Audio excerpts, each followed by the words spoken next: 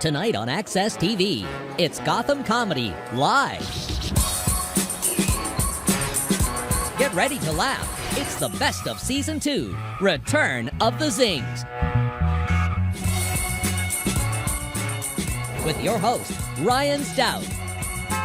Gotham Comedy Live's The Best of Season 2 is all happening right now. Ladies and gentlemen, Ryan Stout. Hello and welcome to the Best of Gotham Comedy Live. If you love stand-up comedy, then this will be the greatest day of your entire life. We've got some of the funniest stand-up comedians in the country here for your personal entertainment. People consider traveling to be one of the most meaningful experiences a person can have. Probably because it's a complete pain in the ass. And adversity strengthens character, so therefore, travel strengthens character. Maybe. Let's see what these comedians have to say about it. I do a lot of traveling, man, doing comedy. That's one of the best part about the job, is traveling. And when I can't travel, I'll sit at home, watch the Travel Channel, Discovery Channel. I saw this show on Africa about a week ago. I almost didn't watch it, but I was like, you know what? I'm black. I don't know shit about Africa. Let me watch this show. And after I finished watching that show, I was like, ugh, Africa. Thank God for the slave trade, because Africa fucking sucks. Slavery needed to happen. Matter of fact, I want to personally thank white people and your ancestors. Because if it wasn't for you, I wouldn't be here right now advancing my career. I'd fucking be in Africa, mad, hot, and hungry. Eating grain they drop out of the sky. Fucking termite eggs. I just went to Red Lobster 2 days ago. And I had that new seafood linguine. You can't get that shit in Mozambique. I don't want to fucking live in Africa, man. I don't want to live in Africa. It's hot. It's war-torn. They have hippopotamuses and shit. You laugh, but hippos are dangerous animals. They kill more human beings than any animal on the planet, and Africa's infested with them. People think hippos are soft because of all the cartoons and the Hungry Hungry Hippo game, but they are vicious animals. Now, I'm not saying slavery was good. It was fucked up. But like they say, no pain, no gain, right, brother? Just got back from Australia. It was amazing. I held a koala over there. It was really exciting. I went to this koala sanctuary, and it's a very famous koala sanctuary. On the wall, they have all these celebrities holding the koala. They got a picture of the Pope holding the koala, and right beside the picture of the Pope, there's a picture of Chris Brown holding the koala. Kind of thought it was an odd placement choice beside the Pope. And I hold the koala, then I hand it back to the zookeeper. The zookeeper looks at me and says, you know, mate, the koala's the #1 carrier of chlamydia. It's like you could have told me that before I fucked it. I travel a lot as well. I was overseas doing some shows. I was in connecting in the Tokyo airport. There was a guy from Japan trying to make conversation. He says, where are you from? I said, I am from the U.S. I'm not making this up. His response was this. Hey, that's where Bon Jovi's from. We have so much more to offer. But that's what it came to bat with first, Bon Jovi. Then it occurred to me that's what Americans like myself must sound like to people from other countries when we're just trying to make conversation. We say the first thing about that country that we can remember. Where are you from? France? Hey, Eiffel Tower. Where are you from? China? You got a wall, don't ya? Where are you from? Canada?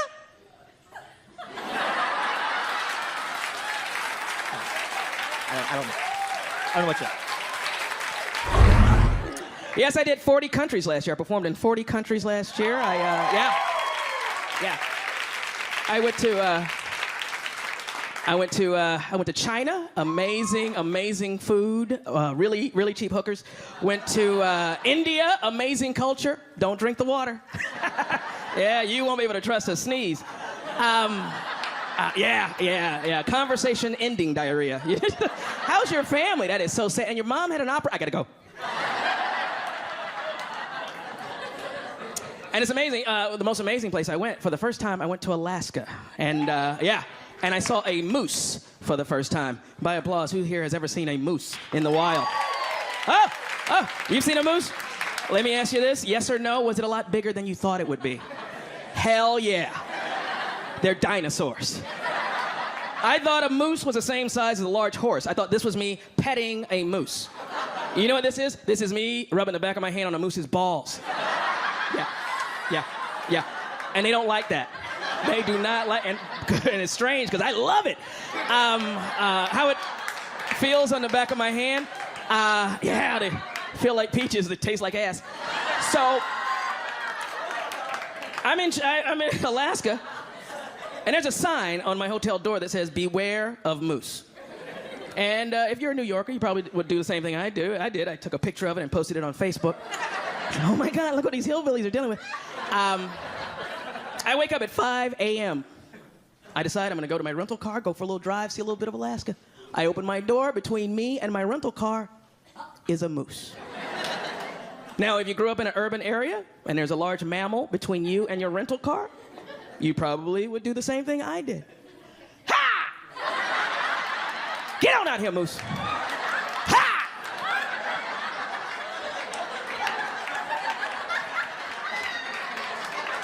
If you'd read the sign on my hotel door, you would have learned the first 3 things you're not supposed to do. Make direct eye contact, make any wild body movements, or any loud noises. Ha! I can't even describe what the moose did other than to say it was the most gangster move I've ever seen an animal in the wild do. Yeah, the moose is over here. It's quiet. It's quiet in Alaska. There's no subways, there's nothing but mosquitoes. I come out of the hotel. Ha!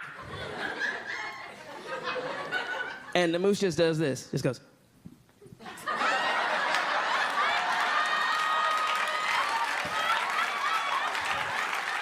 No emotion at all. That was the scary thing. It was like, I'm gonna kill you. Here it comes. I don't want to. That's just what I do. You should have read the sign. Why are you crying? Why are you crying? Why are you crying?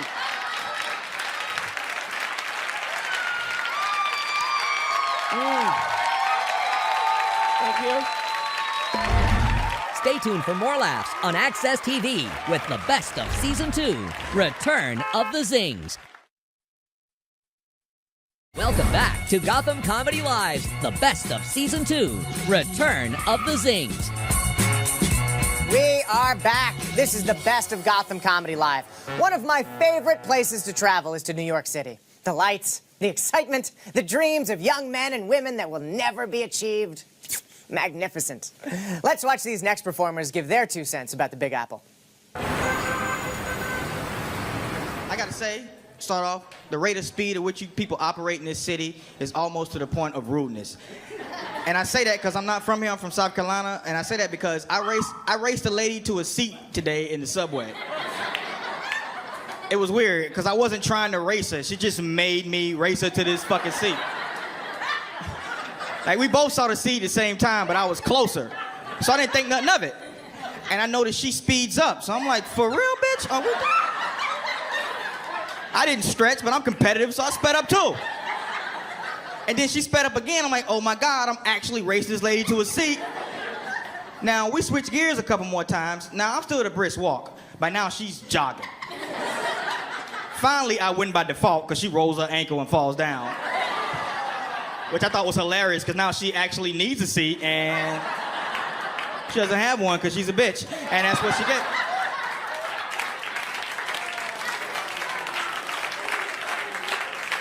You know what's funny about that story? 10 years ago when I first moved to New York from South Carolina, that happened in front of me, I'd have picked that lady up and held her in my arms like a superhero. Are you okay? You felt kind of hard. But I've been in New York too long, man. I just sat in that seat and pulled my cell phone out, opening my calculator app for no reason at all. Started doing math equations and shit.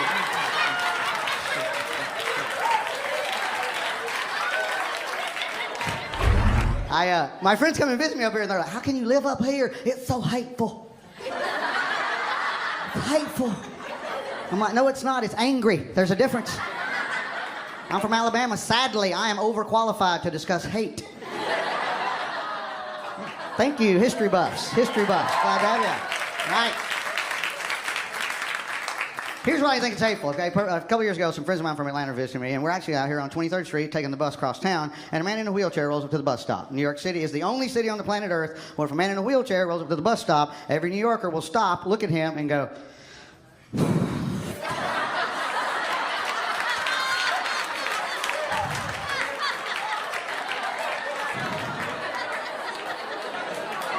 really? Exactly.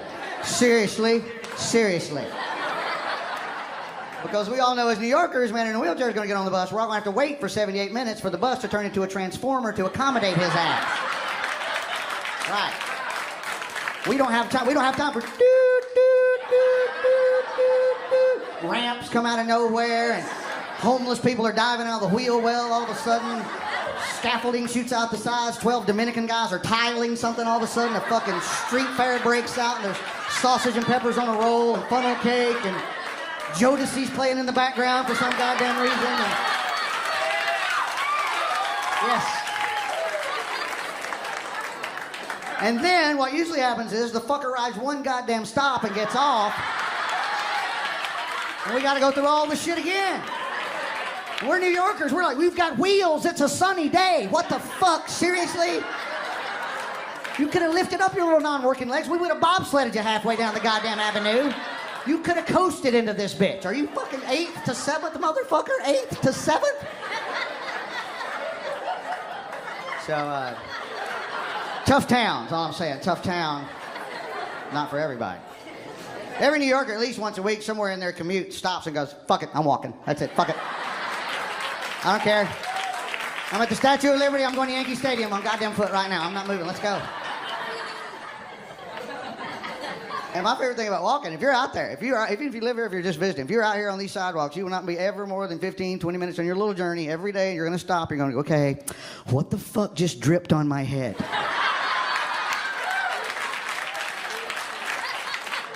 Okay, all right. A, do not stop and look up. That's the hardest part to do, because human nature is what drip, woo, that's what we do, you look up. But no, if that shit gets in your eye, you might as well go home, take a screwdriver, and just gouge the other eye out. Just gouge them both out. Might as well move to Mumbai and start singing under a bridge, because you're not going to be seeing shit out of either eye. You have to lie to yourselves. Do what the true New Yorkers do. The drip hits our head, and we immediately go, air conditioner, just walk a little faster. That's it. Doesn't matter if it's February and you're in the middle of the goddamn street. The answer is always drip, air conditioner, and just fucking pick it up. You get home later, that patch of hair is not burned off your head, everything's gonna be all right, okay? Just go ahead and get something off the halal food cart. Just be a thrill seeker. Do whatever you need to do, but get in there and spin that wheel of barbecued scrat or whatever the fuck they're serving, so. What's up, New York City?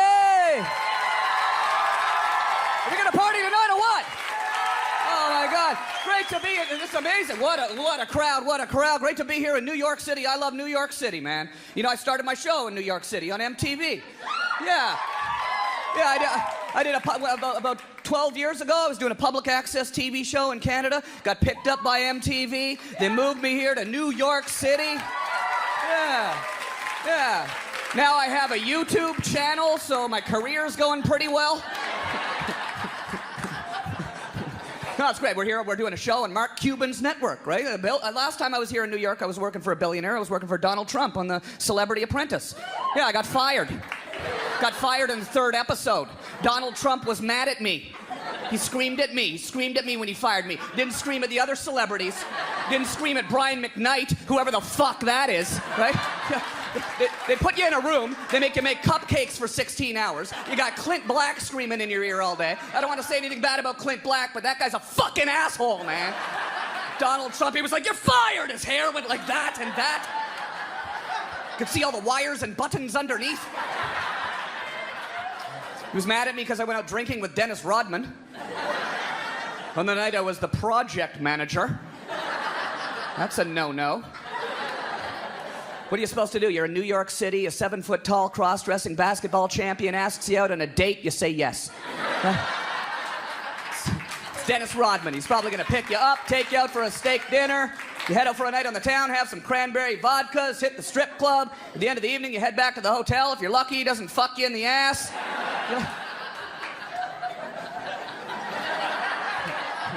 I did not get lucky. He was gentle. It's what I call a backcourt violation, sir. See? I'm trying things. I'm trying to be, I can try things. I went on a horse-drawn carriage ride with I did it! I really did it! I went on Nobody does that. You're right. Nobody does that. You don't know anyone who's ever done that? It's like for people who don't know. I went on a horse-drawn carriage ride. You shouldn't. Here's what happens. You think about it, you plan it, and then you sit down and you go, we shouldn't have done this. I don't know why. Why did we do this? It's just, it just feels weird, you know?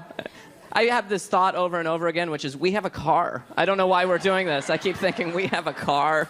We have a car. Clip-clop, we have a car. It's just kind of cold and weird. I feel bad for the horse.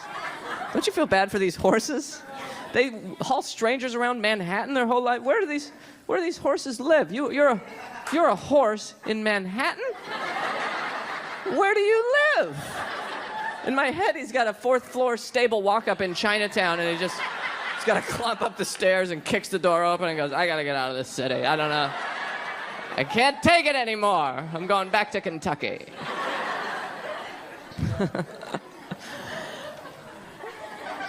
Why do we think this notion of the past is so romantic? We do that, though, right? But like 100 years from now, we're going to be going, hey, sweetie, you want to take a Ford Focus around the park? Should we do that? Isn't that, it's exactly what we're doing.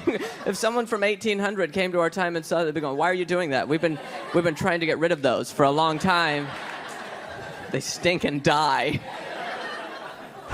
The main reason I love New York, though, especially when the weather's warm, the beautiful women. There are some beautiful women in this city. My God.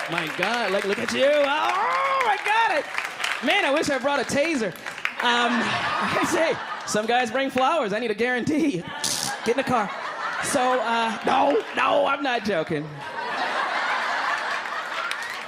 Stop it right now. My eyes are up here. Jesus Christ. Oh my God, you keep looking at me like that, you're gonna leave here with a limp and a black baby. All I wanna say to you, sir, is she is really out of your league. And that's a good thing. No guy wants a girl in their league, let's be honest. That's only something women say. You guys make a cute couple, yay! Men, that's not a compliment to a guy. Guys are like, what? You wanna compliment a guy, you go, how the hell did you get that? Which I'm sure you've heard 1,000 times, which doesn't, I'm not saying you're ugly, but she's beautiful and you own a mirror. So, Stay tuned for more laughs on Access TV with the best of Season 2, Return of the Zings. Welcome back to Gotham Comedy Live's The Best of Season 2, Return of the Zings. We're back. One of the great things about filming at Gotham Comedy Club in New York is the diversity of the people in the city. They have everything from good races to horrible races. Which are which? That's for you to decide. Next up, these comedians discuss stereotypes in the U.S. I'm worried about the president, okay? Everybody's upset with Washington. A lot of people are upset with the president. The left is upset because they feel like he hasn't been liberal enough. The right is upset with him because they feel like he is being too liberal. I am upset with the president. You want to know why? Because twice now, I voted for a black president. You hear me? A black president. And he has been acting very beige. I want a black president. I'm talking about Mike Tyson black. Suge Knight black. I want a president that is so black, when I see him cross the street, I lock my fucking doors. 'Cause I'm nervous. That's how you get shit done. Fear and intimidation. Fuck trying to get along. These Republicans don't like you. They ain't trying to help you. They are cock blocking each and everything you are trying to accomplish. It is time to get gorilla on their ass. I want a black president. I'm talking about Sam Jackson, Pulp Fiction black. I want a president that don't take no shit. I want a president that is so black. When he walks on the floor of the United Nations, foreign dignitaries look at him and go, not this motherfucker. Sign the treaty, give him what he wants. This is what we need. This is what we need. I want a president that is so black. I'm talking about Wesley Snipes before he fucked up his taxes black. I voted for Blade. I want a superhero in the White House. He should be wearing tights and a cape, flying around the Capitol, making shit happen. That is what we want. I think we're gonna be all right.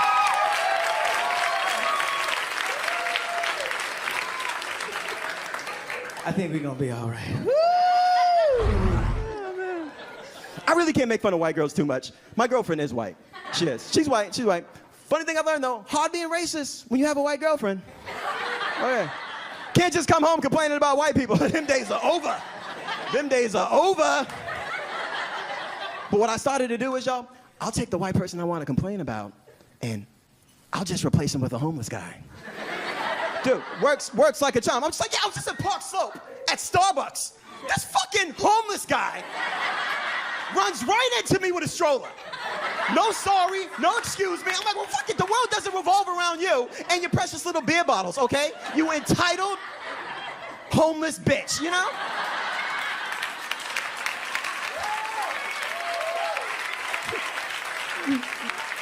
She's like, babe, that's not nice. They live on the streets. I'm like, you should see some of the streets they live on.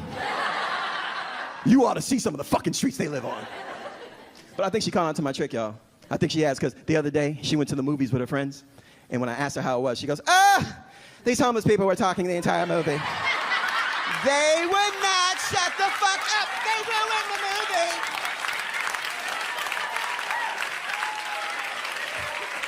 They came in 30 minutes after it started. They brought in their own food. You know how those homeless people are. Touche, baby, touche. I think I'm gonna leave you guys on this. The other day I was home watching television and that Dos Equis commercial comes on. You know the one? The most interesting man in the world, right? And I'm looking at this fucking beard. I'm like, shit, man, I'm starting to look like the most interesting black man in the world. And then I thought, well, what would them commercials be like, right? He's had a penis reduction. Twice. Bloods and Crips both attend his house parties. Oprah reads books that he recommends.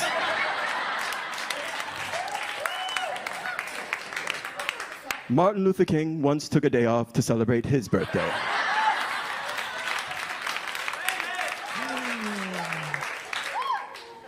Fat white women chase him. He's the most interesting black man in the world.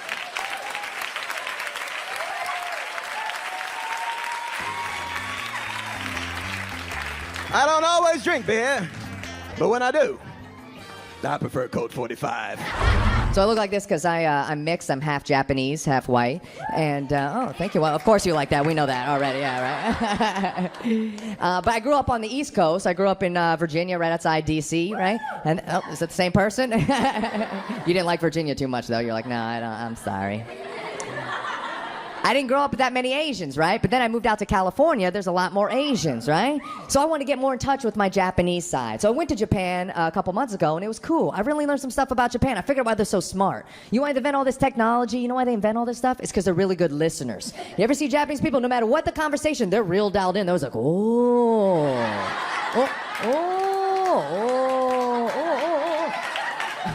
like they're discovering shit. It makes you feel good. You're like, I'm saying some shit. I just blew this dude's mind.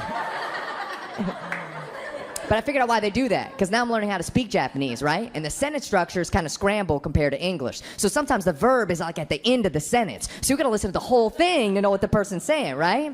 It'd be like if I said to you, yesterday, I, at the store, many hats, stole. You'd be like, oh. Right? Right? Because I could have said bought, sold, tried on, whatever. You don't know. It's like a little mystery in Japanese. Drama at the end of every sentence. So then I'm watching TV, right? And they have all these crazy Japanese programs, and then they had an English show, and it was like a teaching program if you wanted to learn how to speak English. So they had a Japanese girl that was from America, so, you know, her accent was really good. Then they had a white dude fluent in Japanese, and it really tripped me out, because apparently, like, there's no gay accent in Japanese, right? Like, I'm not trying to be disrespectful. It's just like this dude was obviously gay when he spoke English, but he spoke Japanese like a samurai. It's the craziest shit I ever heard. Like he came out all fabulous and he was like, hey girls, we're gonna learn a new phrase today. Today's phrase is, where is the train station? In Japanese, Shinjuku eki wa doko desu ka? And I was like, what the hell? I was like, where'd the gay go? Yo, you ever realize there's just something about an Asian dude with a bandana on that it's just go time? It's go time. Like if one of these Asian dudes over here, right here, if one of these dudes puts on a bandana right now, they go from Harold and Kumar to Ninja Assassin like that. It's go time, dude.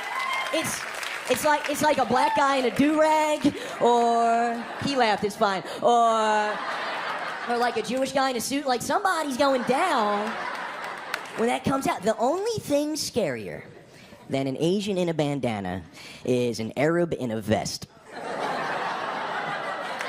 And if you're not laughing at that, you can kiss my ass. Look, you know damn well, I don't know if this dude's Arab, I don't know if he's Latino, but I guarantee you, if my man ran in here right now with a vest on, and this bitch would be empty. Empty. You think the black people are gonna stick around? Bro, you stick around? Hell yeah. You hear, pew, be freaking gone, because y'all have the best danger instincts on the planet. On the planet. And that's why I think that track meets are so unfair. They start that joint with a gunshot? What? You ain't catching no black dude that just heard a gunshot. Shot head right now, bang. The white people start investigating. The Asians are like, must be New Year. The race is over. Dude is 6 blocks away with an alibi. This is a nice mixed crowd in here. Anybody in here racist by round of applause? Couple people.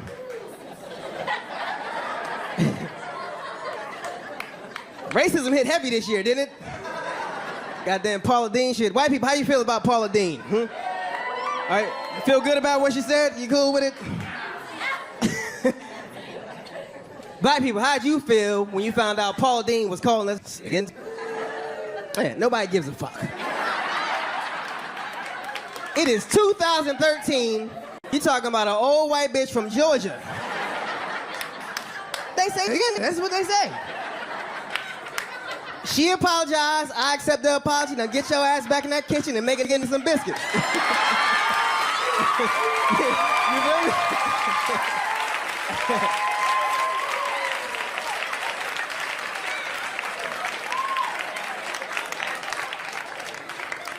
feel me?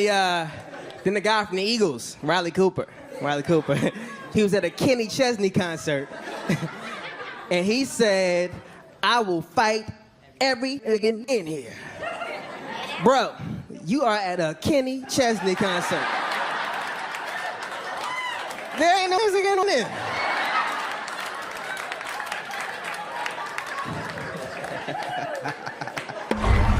Stay tuned for more laughs on Access TV with the best of Season 2, Return of the Zings. Welcome back to Gotham Comedy Live's The Best of Season 2, Return of the Zings. Welcome back to the best of Gotham Comedy Live. You know, we live in a judgmental society, and because of this, most people care a lot about their self-image. Or they're from Montana. Let's check out these comedians' takes on self-image. My lips are huge, aren't they? See the way you laugh so hard? You've been staring at them since I got up here. When I was 8, my lips were the same size as they are now. I could whisper in my own ear. My father would take me fishing, stick my face in the water, and say, okay, call your friends. Huge lips, no ass. How does God do that? That's a passive-aggressive God. I believe in God, but I think he's passive-aggressive. You don't think I'm right? A lot of design flaws in the animal kingdom. Look at the animals out there. God messed with some of those animals, like the platypus. It was Friday at 5. God wanted to get a beer. He's like, what do we got left for spare parts in the warehouse? What's that, a duck's bill? Put it on a beaver's ass and get it out of here. Look what he did to the kangaroo. Cute face, powerful legs, massive tail, an animal with a pocket. A pocket. What does God do? Makes his arms too short to reach it. I'm going bald. Let's get that out of the way. Thank you, sir. I used to worry about that, not anymore. Who cares? It's a weird pattern on my head. We can all agree on that. Most of this is gonna fall out. But if you look real close, you'll see this going on. This little patch is gonna hang on right there. That sucks. It's gonna be an episode of Lost on my head in 3 years. Just an island surrounded by nothing. I'm gonna grow it out like a reverse ponytail right there, right in front of my face, that long, and braid it. That's my game plan. People are gonna leave my shows going, you know who was funny? That bald unicorn. That guy was magically delicious, that guy.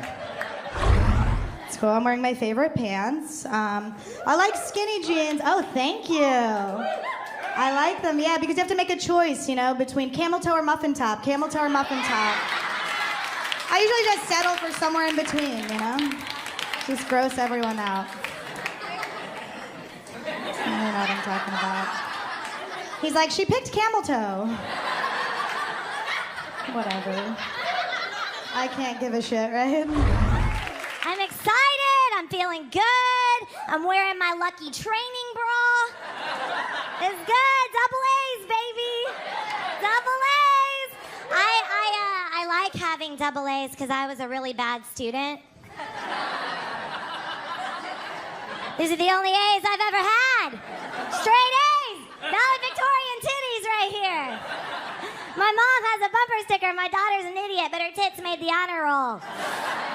There's some summa cum laude, dotted, pina colada titties right here. You know what it is? I realize I'm not sexy. I'm accessible. to bald guys named Bill with glaucoma. Because he knows he's not getting with Jennifer Aniston, but he has a shot at me. I mean, not an accurate shot, glaucoma, but a shot. Some women, though, are too sexy. Like, they're trying to be so sexy they don't even look like women anymore. They just look like aliens from another planet. They're like from planet Booby, Hair Extension, Puffy Lip, you know?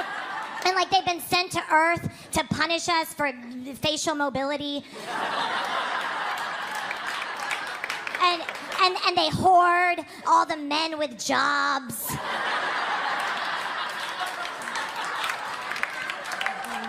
And they're always on their way to Pinkberry, do you know what I'm talking about? And then I show up, you know, looking like Punky Brewster on crystal meth. And they make me say bad things about them to myself. I'm like, she can't read. Well, she doesn't listen to NPR. I listen to NPR, all right? She doesn't know that guy's name is Tavis Smiley, not Travis, all right? It's Tavis. You didn't know that, Puffy Lip, all right? I did, because I'm a hoarder, too, okay? A hoarder of knowledge. Yeah. Important things, meaningful things, like Shaka Khan's real name, Yvette Marie Stevens. What? That's called a nerd riff right there. That's a nerd riff, because everybody knows the only way to fight an alien is with a nerd. So, yeah, so you see some puffy lip tit coming at you, you just nerd riff her. You'd be like, stop, tit! Did you know the Caesar salad had nothing to do with Caesar? It was invented in Tijuana in the 1920s. Nerd riff.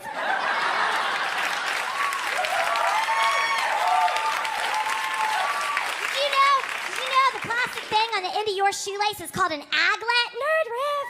What? Oh, I'm full of them. You crack this thing open, Snapple caps. Pour out. And I think nerd riffs are the new sexy. Ladies, trust me, the next time you see like a really hot man coming at you, just nerd riff all over his face. You'd be like, hey, baby, did you know penguins have an organ in their eye that converts seawater into fresh water?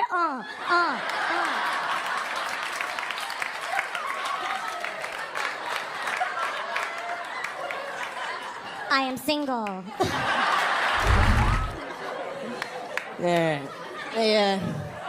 I don't want to intimidate anybody in here too badly with my physical presence, so I should probably put it out there that I haven't always been the 140 pounds of twisted steel that you see in front of you today.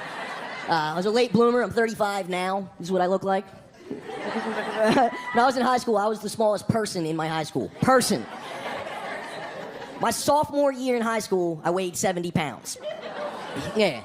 To put that in perspective, New Jersey, which is where I grew up, now has a state law that if you weigh under 80 pounds, you have to ride in a car seat.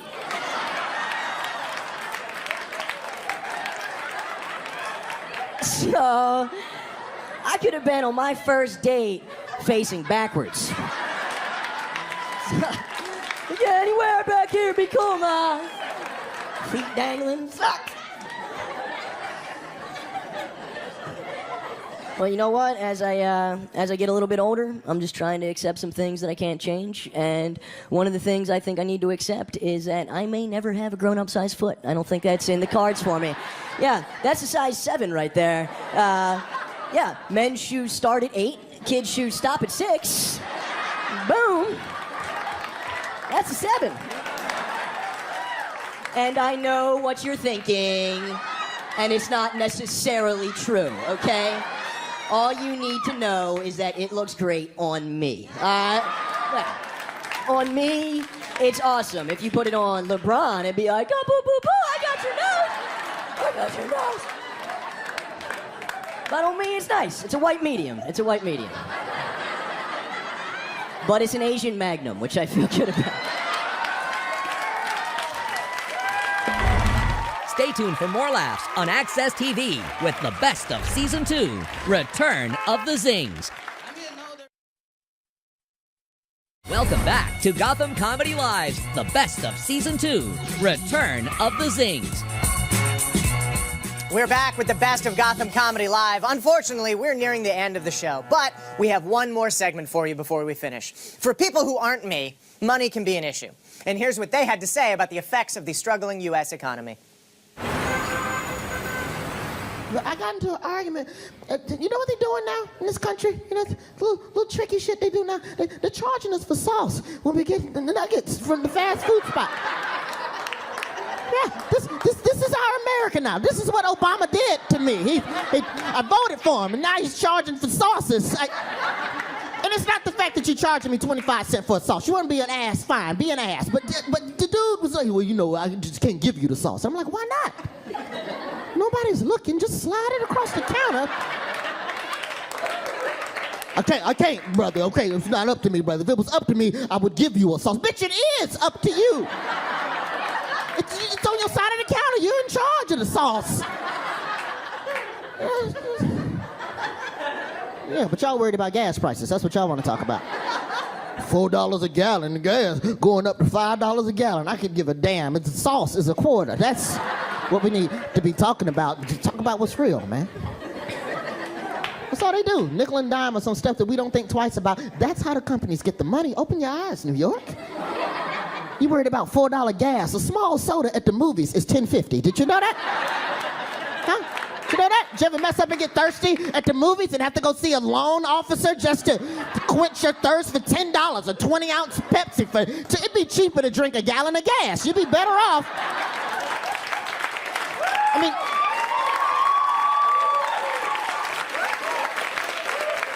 I mean, you'd die, but you'd save $6. That's all that matters at that point. I feel like we're moving in the wrong direction as people. You know, I've been on the road, but I shut my TV off for 6 months, and I just turned it back on. I realized there must be 15 shows about people's jobs. You know, there's Ice Road Trucker and Axeman and Dirty Job, Dangerous Job. Unemployment is so high, we're watching people work. You know. Somebody, don't clap. Joke wasn't that good. Somebody's out there with a remote control, like, quiet down, they're working. And the other guy's like, turn on Star Trek. You're like, nah, you know, too realistic. My family really wants me to get married. My grandma, she called me last week. First of all, she's crazy. She's from Texas. Well, that's redundant. Anyway, so she calls me and she was like, Ashley, why aren't you married? I was like, well, I'm not in love with anyone, Grandma. Love? What's love got to do with it? Okay, Tina Turner. Didn't you love Grandpa when you married him? Love?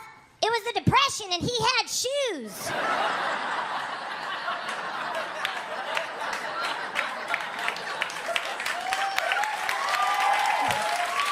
She has a point. Listen, we are in some challenging financial times right now. You have shoes? You want? This is my mating dance right here. If you want it, then you should have put a shoe on it. What? I'm a millennial. I just read that my generation is going to be the first one to do financially worse than their parents. And I think that's true because someone just cheered for that for some reason. Hey, we're doing pretty bad. Hey. I was thinking about it. I was like, I'm a man. I'm going to do better than my parents did. And then I remembered that I am 28 years old, and my parents still pay my cell phone bill. Still in the family plan. Anybody else a child like me? Yeah, everybody? You guys probably agree with me. I don't see myself ever getting off of that family plan. I can't even fathom a future where I'm not on this thing. I will be 50 years old. My phone will break. I'll be like, Mom, what the hell? I yell upwards and left because that's how my parents' basement's built.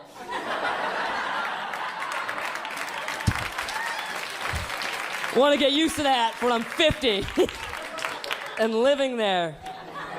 It's been bad for a long time, though, right? Remember the U.S. lost its AAA credit rating? Remember that story? We can all agree on one thing about the U.S. losing its AAA credit rating. We don't know what the hell that means. I had one friend ask me if he was going to lose his roadside assistance. I don't think we know what that means. See if I can get everybody on the same page here. Anybody else here, other than me, have less money than when they were 11? It's not working out at all. Have you ever looked at your receipt at the ATM and it's so sad that you just start laughing out loud? It's just a fucking joke. Literally the other day I was just like, I don't know what I'm gonna do. I don't know. I actually turned to the guy behind me. I was like, hey man, do you want my PIN number? It doesn't make any difference either way. You can't even get that out. There's no fun. Can't happen. Good. So anybody, round of applause, anybody in therapy right now? Anybody, Yeah, a few people. Handful. Anybody here need therapy? You just cannot afford it at all? I'm crazy and I'm fucking broke, yeah! I have found a way to get it for free, because it's like $400, whatever, they're pricing us out. I have found a way to get free therapy. Works like gangbusters, won't cost you a dime. Feel free to do this. Free therapy. You just start setting up job interviews. Every couple of weeks. Because they ask about you.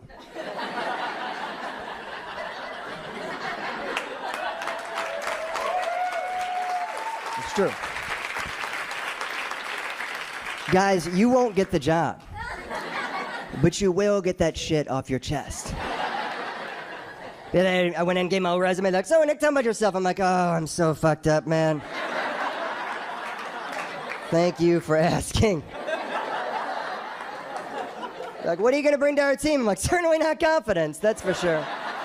Went out the window a long time ago. I was walking down the street with a friend of mine who happened to be out of work, and we saw one of these carriage rides, and I said to him, I feel sorry for the horse. Do you know what he came back with? Oh, I bet he's happy to just have a job.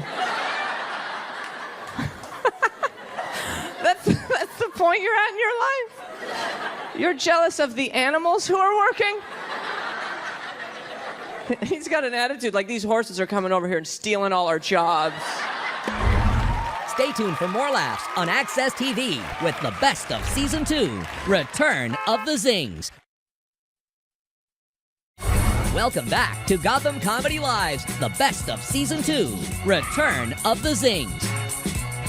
Listen, gang, sadly, this is the end of our look into Gotham Comedy Live. We really appreciate you tuning in. Don't miss the upcoming comedians who will be doing more stand-up at Gotham Comedy Club. With so many performers in store, you are going to want to watch what they do when they do it, live and uncensored. Thanks, everybody. We'll see you next time.